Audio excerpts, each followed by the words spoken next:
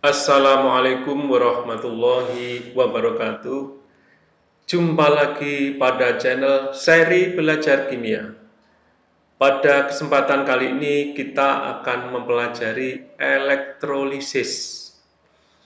Seperti kita ketahui, elektrokimia itu ada dua jenis, yaitu sel volta yang pertama, yang kedua adalah sel elektrolisis. Sel volta itu adalah reaksi redoks yang menghasilkan energi listrik atau reaksi yang berjalan secara spontan menghasilkan energi listrik. Kemudian elektrolisis itu adalah kebalikan dari sel volta. Elektrolisis adalah reaksi redoks atau peruraian zat yang memerlukan energi listrik. Ya, jadi kalau sel volta itu menghasilkan reaksi redoks menghasilkan energi listrik, kalau sel elektrolisis adalah reaksi redoks yang memerlukan energi listrik. Contoh dari reaksi sel elektrolisis yaitu proses penyepuan emas, pembentukan gas hidrogen dan oksigen dari air, pemurnian logam, dan lain-lain. Pemurnian logam ini bisa pemurnian aluminium dari bijinya, pemurnian besi dari bijinya, pemurnian tembaga dari bijinya, dan lain-lain. Oke, kita lihat ini diagram dari elektrolisis pada penyepuan emas, yaitu dalam hal ini tembaga disepuh dengan emas atau tembaga dilapisi dengan emas. Ini caranya. Emas ini dihubungkan dengan kabel pada kutub positif pada aki. Ini bisa kita lihat ini saklar. Kemudian tembaga ini dihubungkan dengan kabel pada aki yang negatif, ya, yang negatif, ya. Yang elektronegatif pada aki. Nah, bahkan seperti ini. Kemudian ini kedua logam tersebut dicelupkan pada elektrolit. Ini biasanya elektrolitnya adalah larutan sianida, ya, larutan kalium sianida, KCN atau potas istilahnya. Kemudian ketika saklar ini di-on-kan, maka emas yang sebagai elektroda positif ini akan mengalami oksidasi membentuk Au3+. Kemudian membentuk kompleks dengan larutan elektrolit ini dan akhirnya Au3+ ini akan mengalami reduksi atau menempel, mengendap pada tembaga ini. Sehingga dibiarkan lama-kelamaan tembaga ini warnanya yang asalnya seperti ini, maka akan berwarna seperti emas karena terlapisi oleh emas. Itu adalah proses penyepuan emas pada tembaga. Kemudian susunan sel elektrolisis adalah sebagai berikut. Yang pertama adalah harus ada sumber listrik. Sumber listrik yang digunakan adalah sumber arus arah atau DC. Ini bisa menggunakan baterai, aki, atau menggunakan adaptor, yaitu yang merubah sumber arus AC menjadi DC. Ini yang umum sekarang itu menggunakan adaptor. Yang kedua, ini elektroda. Ada elektroda positif, ada elektroda negatif. yaitu elektroda berupa katoda dan anoda. Katoda merupakan elektroda negatif, dan pada katoda ini akan terjadi reaksi reduksi. Kemudian elektroda anoda itu merupakan elektroda positif dan mengalami reaksi oksidasi. Jadi yang pertama ada sumber listrik, kemudian ada elektroda, yang ketiga ada elektrolit. Yaitu elektrolit adalah zat yang menghantarkan listrik, dapat berupa lelehan atau berupa larutan, ya. Bisa lelehan, bisa larutan. Bisa lelehan, bisa larutan. Maka kalau kita lihat kembali ke bagan ini adalah sumber listriknya aki, ini adalah larutannya kalium sianida, kemudian ini ada elektroda ini.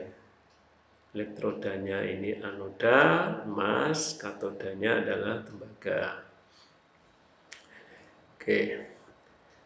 Berikutnya elektrolit yang dimaksud bisa berupa asam, bisa berupa basa, juga bisa berupa garam. Karena pada akhirnya larutan elektrolit itu adalah ketiga larutan tersebut. Kemudian ketentuan reaksi dalam sel elektrolisis. Yang pertama, reaksi di katoda, yaitu di katoda mengalami reaksi reduksi. Kation atau ion negatif mengalami reduksi. Ini reaksi di katoda, atau tepatnya reaksi di katoda. Kation atau ion negatif mengalami reduksi. Yang pertama, ion H+ dari asam akan direduksi menjadi H2. Reaksinya sebagai berikut. Ini adalah reaksinya. H+, 2H+ plus 2 elektron menjadi H2. Yang kedua, reaksi di katoda, kation dari golongan 1A, yaitu Li+, Na+, K+, Rb+, Cs+, kemudian kation dari golongan 2A, Be2+, Mg2+, Ca2+, Sr2+, Ba2+, kemudian kation golongan 3A, yaitu Al3+, dan kation Mn2+, dalam bentuk larutan, larutan itu lambangnya aki, tidak mengalami reduksi. Yang mengalami reduksi adalah H2O dengan reaksi sebagai berikut. Reaksinya ini, H2O plus 2 elektron membentuk gas H2 plus 2OH-. Jadi kalau kationnya dalam bentuk larutan untuk golongan 1A, 2A, 3A, dan Mn2+, maka yang mengalami reduksi bukan kation tersebut, tapi H2O. Berikutnya adalah lanjutan, tetapi kation-kation dari golongan 1A, golongan 2A, golongan 3A, dan Mn2+ dalam bentuk lelehan. Tadi kalau dalam bentuk larutan tidak mengalami reduksi, tapi dalam bentuk lelehan maka mengalami reduksi atau terjadi reduksi.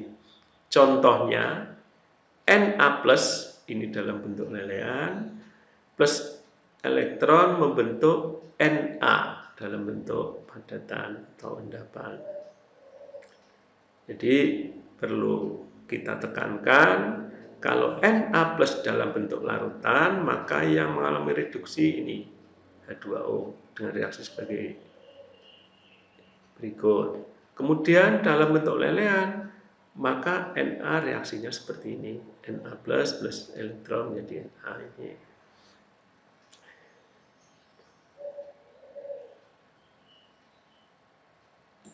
Berikutnya, wah ini tidak. Yang ketiga, Berarti ada 1, 2, 3. Yang ketiga, kation dari garam selain golongan 1A, 2A, 3A, dan Mn2+, maka mengalami reduksi dengan reduksi sebagai berikut. Contoh, Ag plus E membentuk Ag. Jadi kalau kation-kation selain golongan 1A, 2A, 3A, Mn2+ dalam bentuk larutan, meskipun dalam bentuk larutan, tetap mengalami reduksi. Yang berikut adalah reaksi di anoda. Reaksi di anoda. Anoda itu ada dua. Yang pertama anoda dari logam aktif, yang kedua anoda dari bahan inet, yaitu C, PT, dan AU. Ini anoda dari bahan inet. Di anoda akan terjadi reaksi oksidasi. Jika anodanya logam aktif, artinya tidak inet, maka terjadi reaksi oksidasi pada elektroda tersebut. Jadi elektrodanya mengalami oksidasi. Contoh, ini jika elektrodanya Zn,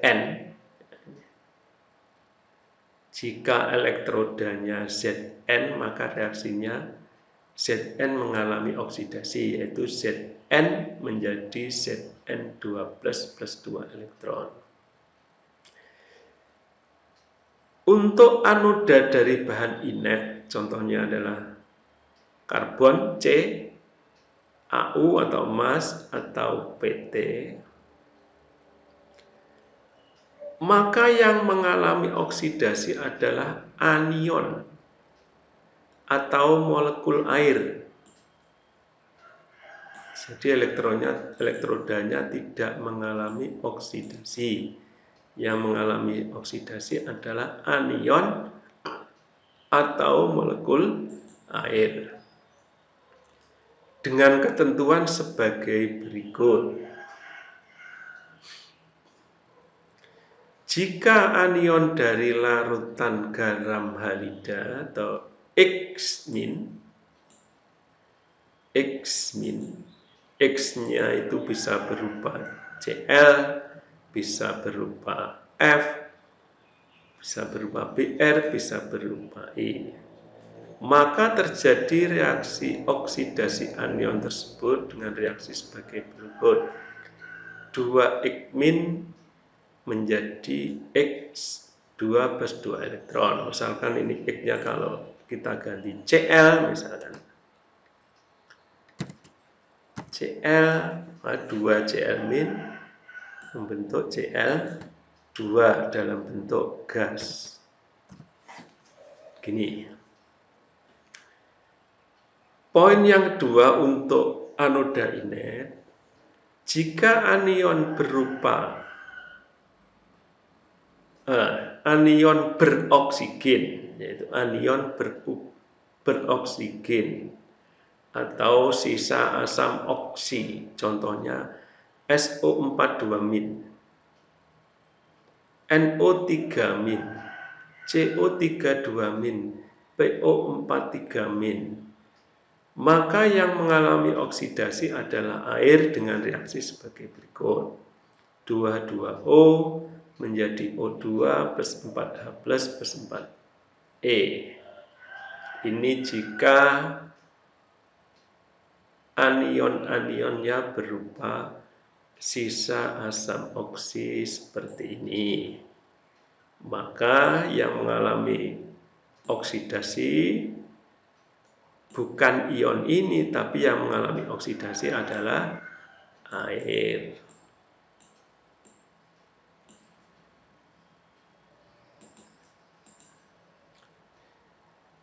Baiklah, untuk lebih jelasnya kita lihat contoh soal berikut.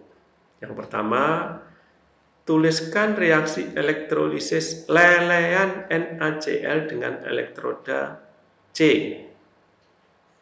Oke, yang perlu kita ketahui ini elektroda. Jika elektrodanya C, ya, ini adalah elektroda inet, ya, maka kita lihat reaksi di anoda. Nah, ini C ini, maka reaksinya nanti mengikuti aturan ini, 2 poin ini. 2 poin ini kita lihat. Yang kedua, kita lihat kationnya. Ini golongan berapa?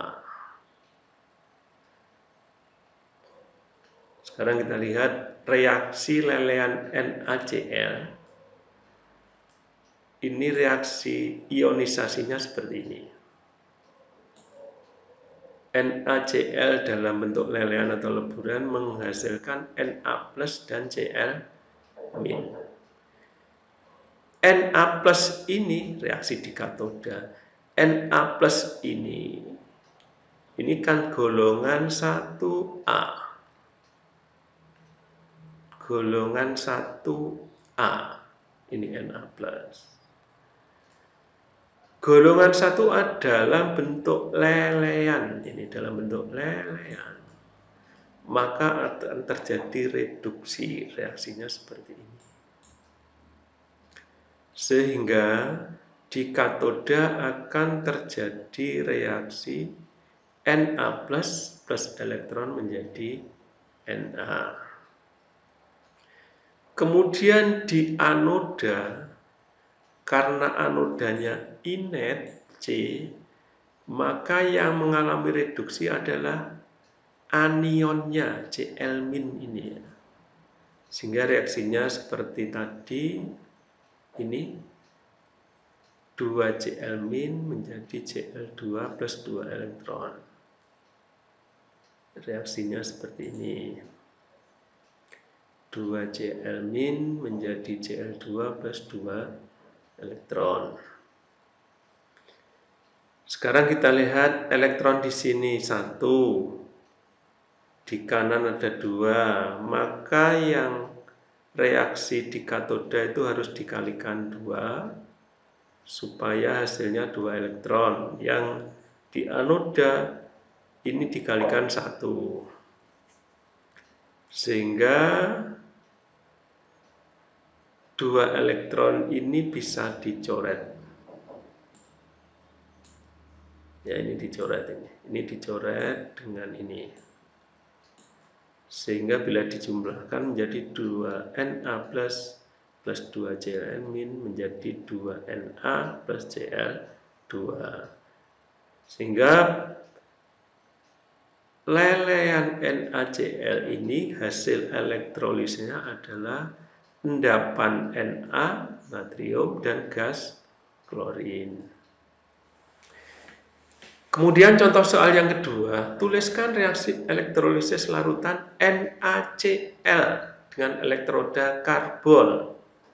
Perbedaannya yang nomor 1 tadi lelehan, yang nomor 2 adalah larutan. Kita lihat reaksi ionisasinya NaCl.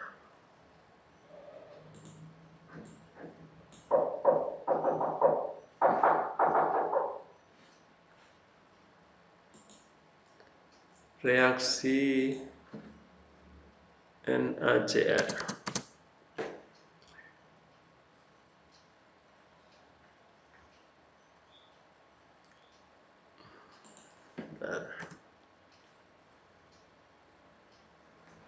NaCl, aki larutan, menghasilkan ion Na+ dan Cl-. Kemudian reaksi di katoda. Reaksi di katoda. Karena Na+ ini golongan 1A dan dalam bentuk larutan, maka yang mengalami reaksi di katoda atau reaksi reduksi adalah H2O pada ketentuan ini tadi ya. Pada ketentuan ini tadi. Ini Na+ dalam bentuk larutan, maka yang mengalami reduksi adalah H2O dengan reaksi seperti ini. H2O menghasilkan H2 plus OH-. Sehingga di katoda reaksinya seperti ini.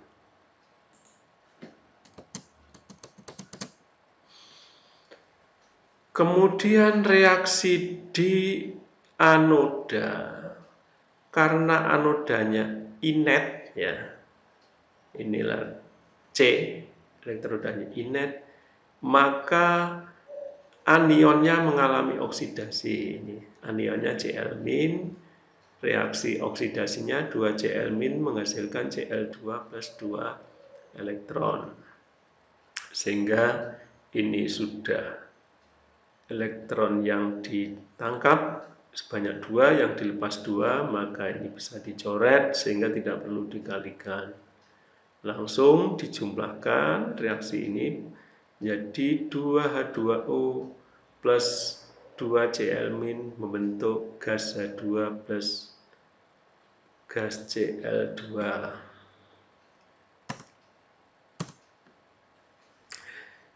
Jadi kita bandingkan nomor 1 dan nomor 2. Nomor 1 tadi lelehan NaCl, zat yang dihasilkan adalah logam natrium dan gas klorin.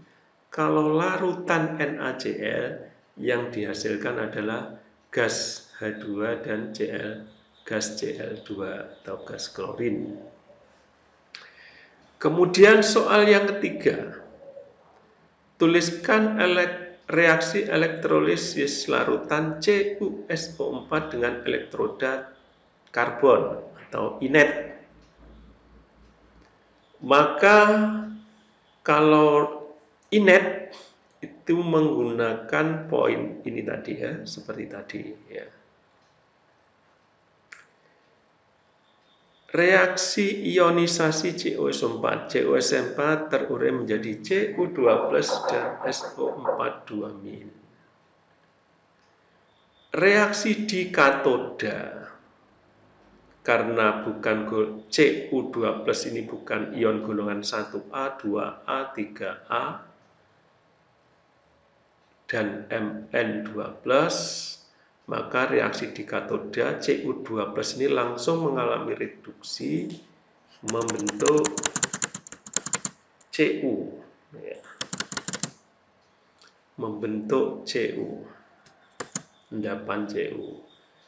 Kemudian anion SO4 2- karena elektrodanya inet, SO4 2- atau ion anion yang mengandung O ini tidak mengalami oksidasi. Yang mengalami oksidasi adalah air. Dilihat pada ketentuan ini tadi ya, yang di atas tadi. Jika anion berupa beroksigen atau sisa asam oksi, ini SO4, NO3 dan seterusnya, maka yang mengalami reaksi oksidasi air, reaksinya ini. Maka yang nomor 3 langsung ditulis air ini yang mengalami oksidasi.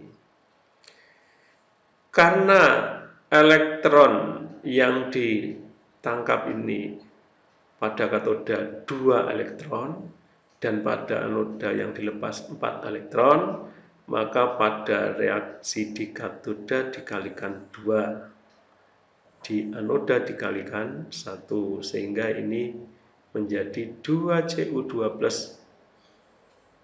plus 4 elektron membentuk Cu, membentuk Cu endapan. Di anoda 2H2O membentuk O2 plus 4H plus 4 elektron. Kemudian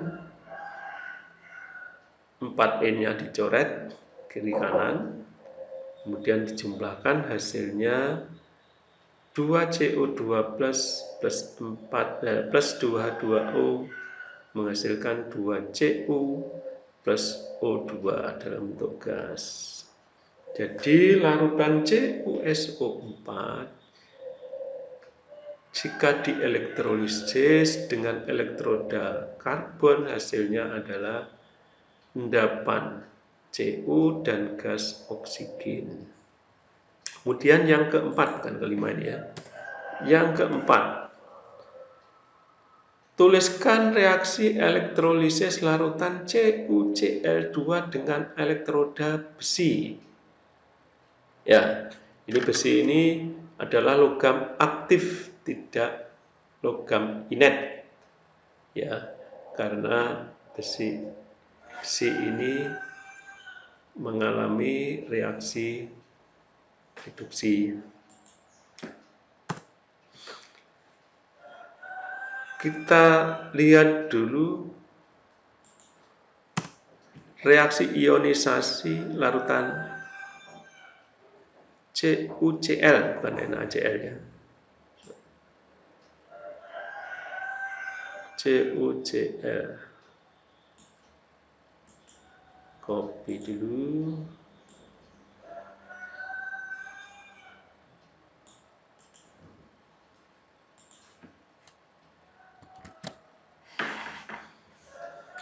CuCl2 terion menjadi Cu2+ plus 2Cl-. Reaksi di katoda Cu2 plus 2 elektron menghasilkan endapan Cu. Kemudian reaksi di anoda karena elektrodanya Fe tidak inet, maka elektroda ini mengalami oksidasi. Jadi yang mengalami oksidasi bukan Cl-. Mengapa demikian? Karena elektrodanya berupa besi, tidak inet. Sehingga reaksinya Fe menjadi Fe2+ plus 2 elektron. Karena elektron yang dilepas dan ditangkap sudah sama, 2 elektron, maka ini langsung bisa dicoret sehingga hasilnya Cu2+ plus Fe menghasilkan Cu, endapan Cu plus ion Fe2+. Demikian tadi pembelajaran kali ini tentang reaksi-reaksi elektrolisis dan contoh-contohnya mudah-mudahan bisa dipahami. Tetap semangat, belajar di mana saja, kapan saja, dengan siapa saja. Akhirul kalam billahi taufiq wal hidayah. Assalamualaikum warahmatullahi wabarakatuh.